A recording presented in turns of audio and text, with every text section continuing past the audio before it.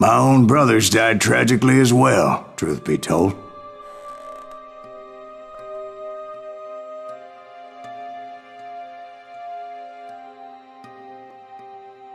It was 1868, and me and my older brothers were pulling a tidy profit running cattle into Juarez, Mexico. One night after my brothers retired for the evening, I found a little poker game in a cantina with a couple of cowboys. And I just couldn't lose. I even won an old Spanish coin that had to be 100 years old. Well, I was mighty pleased with myself the next morning as my brothers and I rode for Texas. But before we crossed the border, those cowboys caught up with us. It was Johnny Ringo, Roscoe Bob Bryant, and another asshole named Jim. They wanted their money back and everything else we had, including our lives, as those boys didn't want us coming for them later. Bob put that old Spanish coin in my mouth and said, "I won't have it said that I left you with nothing, boy." Well, those horses bolted, and there we hung as those bastards rode away. The branch finally snapped under the weight of the three of us, but being my older brothers were bigger and heavier, they were already dead. And right then I swore to myself that I would avenge them. Ringo you know about, but Bob eluded me until I heard he was riding with the Wild Bunch.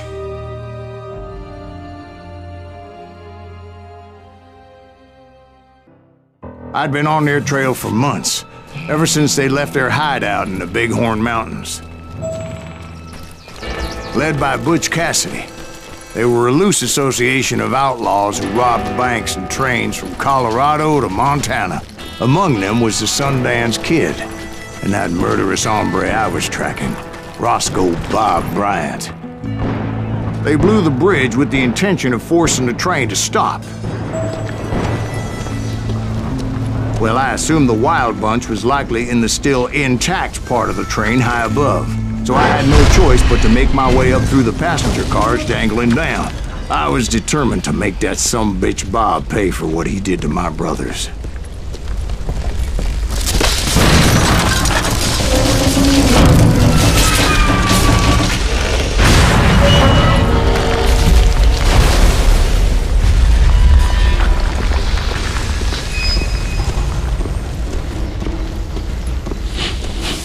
I found the device they used to blow the tracks, so I knew I was headed in the right direction.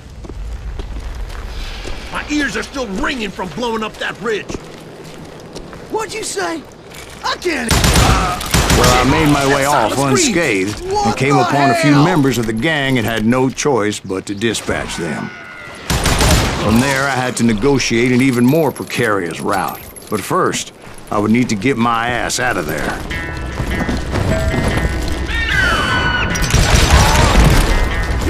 I jumped from the frying pan into the fire as the train was clearly fixing to fall. I had found the gang, but in order to find old Bob, I needed to fight my way forward past a whole passel of desperados. Outside, inside, any way I could, I made my way towards my prey. You'll die for this, you hear me?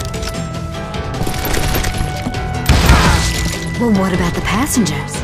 It was mostly a freight train, as I recall. There were no passengers aboard that day.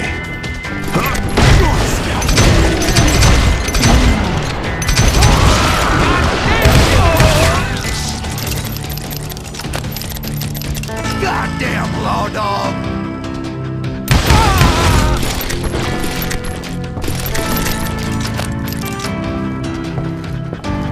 As I mentioned before, I am not fond of heights.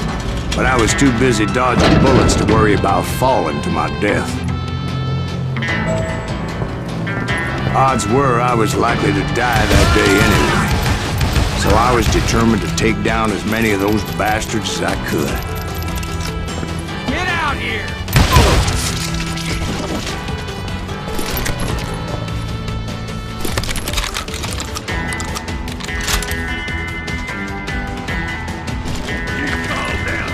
Times it was like shooting ducks in a shooting gallery.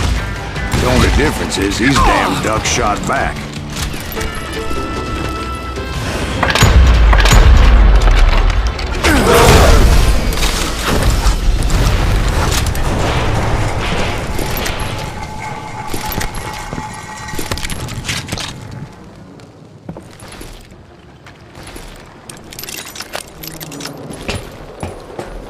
I kept hoping the law would show up and give me a You hand. mean like that giant Pinkerton posse that I read about? Did they come riding in, guns a-blazing to help?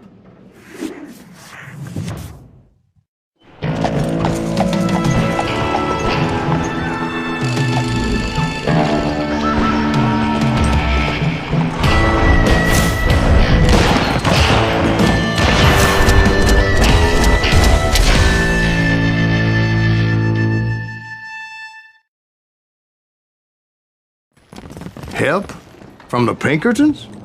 No, son. I had to fight the Wild Bunch all by my lonesome, as usual. Who the hell is that?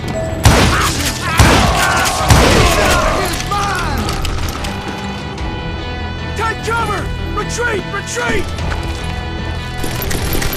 He's killing everybody! You call down the thunder.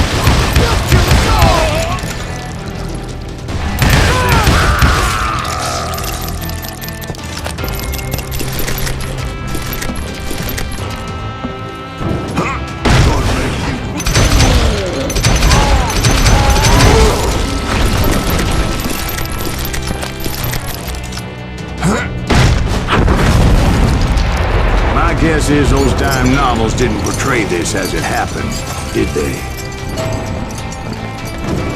Only a few stragglers were left, and I had to cut them down pronto if I was going to stay on old Bob's trail.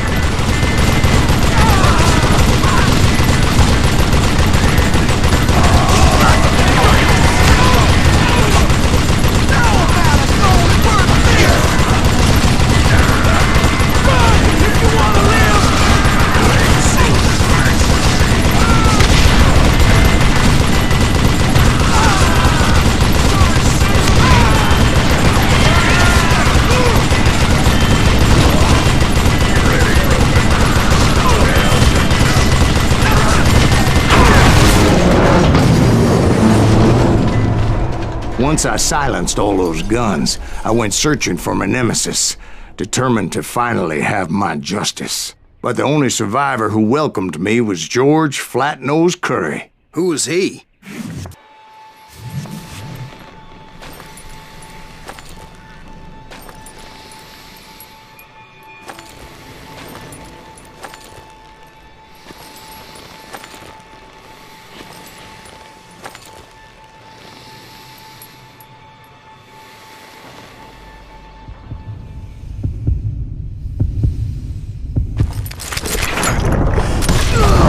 On that very same day, Butch Cassidy and the Sundance Kid decided to leave the Wild Bunch behind and decamped for South America.